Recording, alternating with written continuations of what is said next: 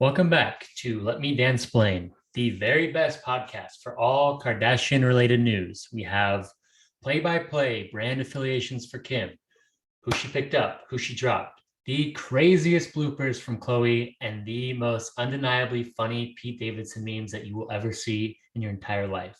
But first, I will be reviewing the review of Cassandra Jenkins' album, An Overview on Phenomenal Nature.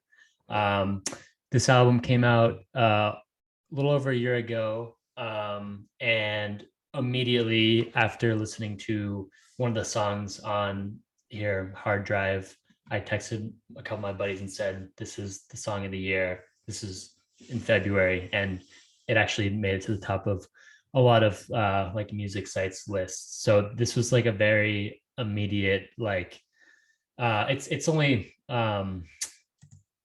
how many songs are on this album? One, two, three, four, five. Only 7 songs. It's not super long, 31 minutes long, but it really centers around this one song, which I think is like has so much control. It's kind of, to me, doing the same things that like the microphones in 2020 is doing, just the ability to capture and kind of control a moment, is the same sort of I don't know, technical gifts of narrative, I think, are on display.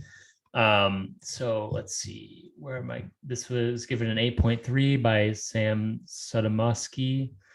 The sort of opening blurb is filled with people, stories, and dialogue. The New York songwriter's second album flows like an emotional breakthrough, tying together disparate observations into a serene and unified vision. And what did I have to say about this?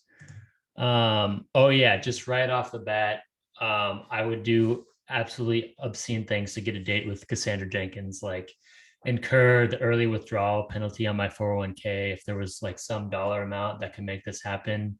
I don't want to like perpetuate any like patriarchal norms and would like insist we split the bill on our personal pizzas, but like if there were some fictional entity who could orchestrate like something like this, like a Make-A-Wish Foundation for late 20 somethings in relatively good health, like I would pay insane amounts of money to make that happen.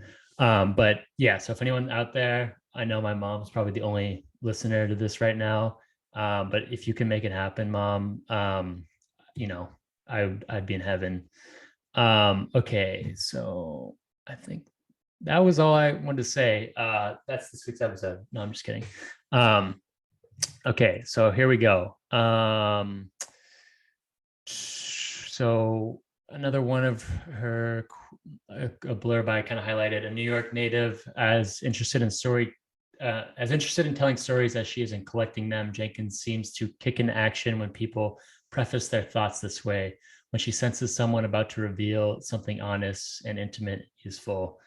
And I said, it's like that people of New York Instagram profile, like on random strangers. It has the sensation of like people watching in New York throughout, especially in this one song, Hard Drive, which I'll talk about more later. And yeah, so the whole, I think, yeah, why this was so important and like why I was so interested in this album is it kind of tries to catalog the aftermath of the suicide of David Berman, who was a very prolific like indie rock musician. He fronted the band Silver Jews and was affiliated with Pavement. He was buddies with like Stephen Malkmus, who was the lead of that band, Pavement. And yeah, he kind of had a crazy life, some suicide attempts, and he was just kind of down and out. There's a really, I think, amazing, it's like a 1 hour long documentary on him where he, after sort of his first suicide attempt in the early aughts, he kind of has this moment of trying to recapture his Jewish side and goes to Israel. And I guess yeah, it's there's no Zionism involved. I think he's just trying to find some sort of like spiritual meaning in his life after like overdosing on crack cocaine, I think it was. And anyway, very afflicted figure. He kind of hung up the Silver Jews thing on kind of on top. They were um, that documentary kind of chronicles them going on tour in Israel. They never really toured, and he's almost like taken aback that they'd actually have a fan base. Um, and yeah, so he kind of maybe around 2010 might have been their last album. Their kind of best stuff, I think, was late 90s, early aughts. And then he does some poetry. He, I think, yeah, gets into pretty like deep depression, and then he gets into credit card debt in the last few years, like around 2019, and just decides like, okay, I got to make a record to like pay this off. So he comes out from this album, Purple Mountains, and it's unbelievable. It's basically what I have been saying is like it's kind of like him writing his own eulogy, but it's kind of coupled with these very like fun honky tonk, like sonic qualities. So it's a very paradoxical like package. Um, but so yeah, Cassandra, who's the album I'm reviewing, yeah, hopefully I'm not being too confusing. She was going to tour with them. I don't know, just play guitar in some capacity, and I think she never really listened to him or knew him at all. Just kind of through connections, got hooked up to do this tour, and just had like practiced with the band a couple times. And just a couple days before the tour, like I had a ticket to this tour. He committed suicide. Um, and yeah, so this album is really I think trying to get at sort of a relatively new phenomenon of feeling very endeared and close to relative strangers. I think just in those few meetings with him, she felt like this sort of profound um, connection, and yeah, so I think my sort of universalized application, I think, is like as like society is becoming more splintered into different factions, and like millennials increasingly have like less and less common with their parents, and we're all living in completely different universes of like media, TV shows, and books. I think it's like not the strangest thing to think um, to like, I don't know, be more sad if like your favorite podcaster died than like your uncle, like someone you listen to 3 hours a day or something you've never met and who doesn't know you exist. Like I'm just, yeah, I think it's a similar type of feeling that we are endeared to strangers in this like day and age. And yeah, like we can have very profound emotional reactions to a death of someone we've never met and didn't know we exist. And so I think it's a really profound idea and emotion that's very like 2021 when it came out, the album. Um, and yeah, so I think I really identify with that. And I mean, I was a big fan of David Berman. And that, I mean, I remember where I was, what I was doing that day when he died. And yeah, this was like, felt like a very specific album for me. Um, and yeah, I think that's what I want to say on that one.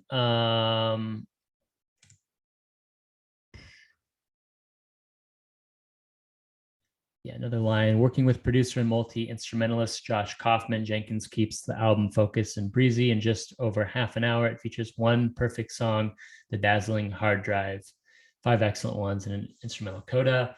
I just put a note, like the review doesn't really compare to anyone, which I think is interesting. Usually like music reviews are like, oh, it's like, these two combined with like, a 1970s backdrop, yada, yada, yada.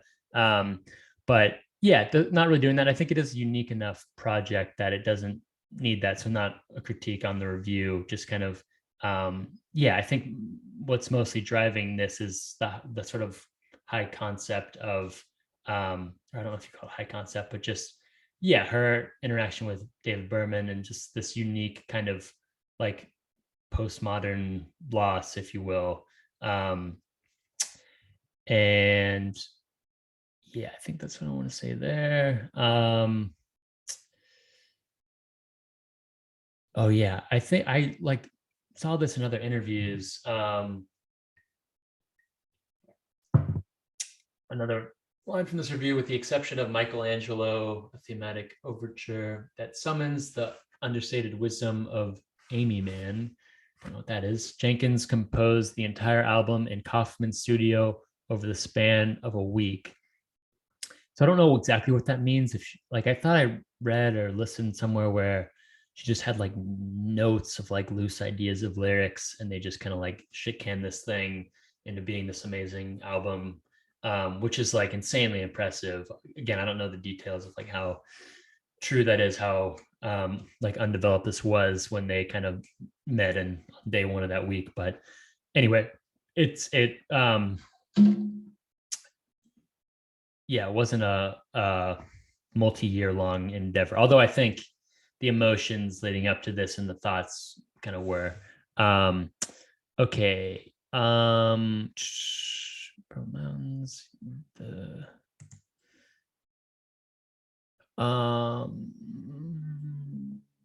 yeah, I don't think I need to say that.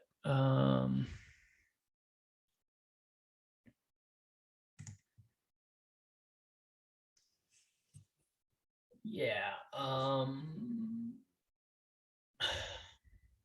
So I highlighted often the cadence of her storytelling informs the sound of the band, her search for enlightenment amid the depressive limbo of New Bikini, which is a song on the album, casts them as a kind of ambient lounge act, while the solitary ghost story of Ambiguous Norway, another song, emits a heavenly campfire glow like the ballads from Bon Iver rendered as sci-fi. So I've made a note just saying, yeah, I think there's a very unique vibe to this album. It's kind of it's definitely like somber. It's kind of memorializing David Berman for the most part. But it's not yeah, it's not like I'm so sad David Berman is dead. It's almost like overcome by the nihilism of like a what does a significant interaction like this mean, you know, just kind of um wading in the waters of the significant life event that like you just don't know what to do with, you know. So it's just her trying to piece it all together and find meaning in it, which I think is what the song Hard Drive, which I think I'll talk about more in a minute, is like really kind of doing on a technical level. Yeah.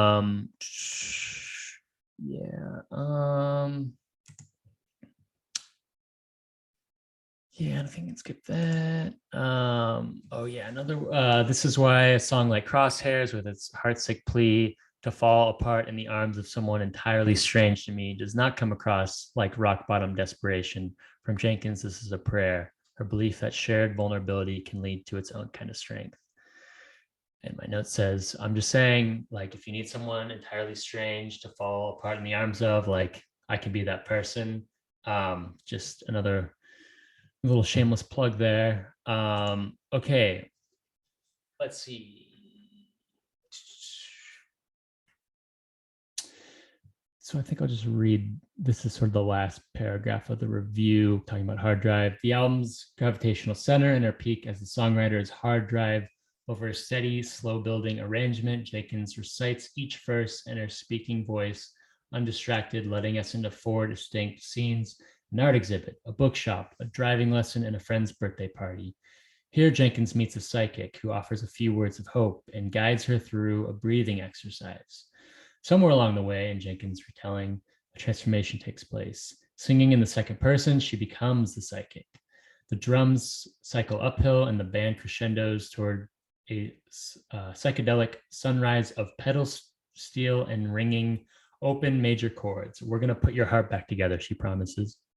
Are you ready? Her voice glimmers with the confidence of someone who already knows the answer.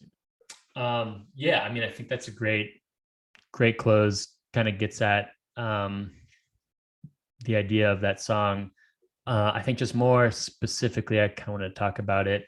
So yeah, within the song, the term hard drive is like uses a double entendre.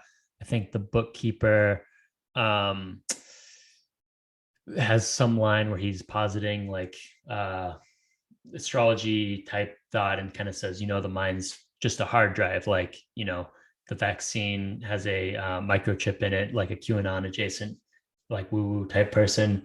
Um, and so I think, yeah, the song, there's sort of a journey of her encountering these different types of people um, in her world of self-help, either therapy or chakras. This opening has like a security guard it's a security guard who's offering an overview of phenomenal nature. So yeah, she's kind of sifting through this world of, self-help and therapy. And she has a bit of a contempt in her tone throughout. Um, so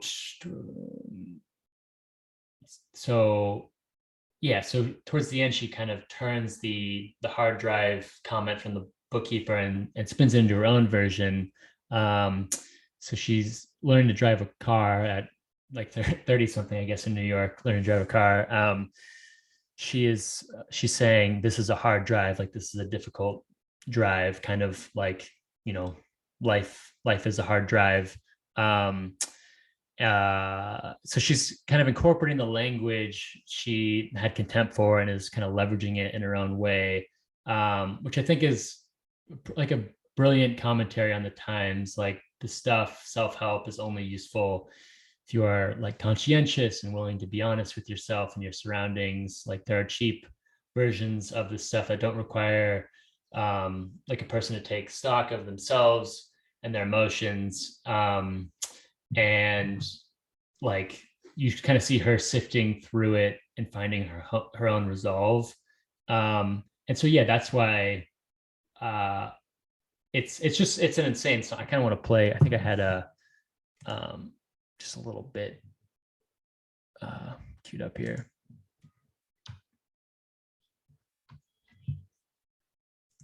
Oh man. I think I gotta play it through this computer. Let's try that again. I asked the bookkeeper at the end of the 7th ray to tell me what he knew about Saint Germain, and he told me about chakras and karma and the purple flame, the birth of the cosmos, the ascended masters, and the astral plane. He said, the mind is just a hard drive in this life. The mind is just a hard drive.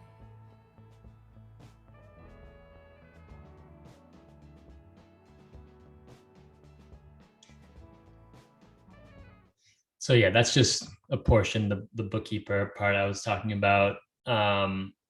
Yeah, so I think you get a sense of the tone of that song and just kind of her surveying her surroundings. I encourage you to listen to the whole thing, listen to it a million times. It's amazing.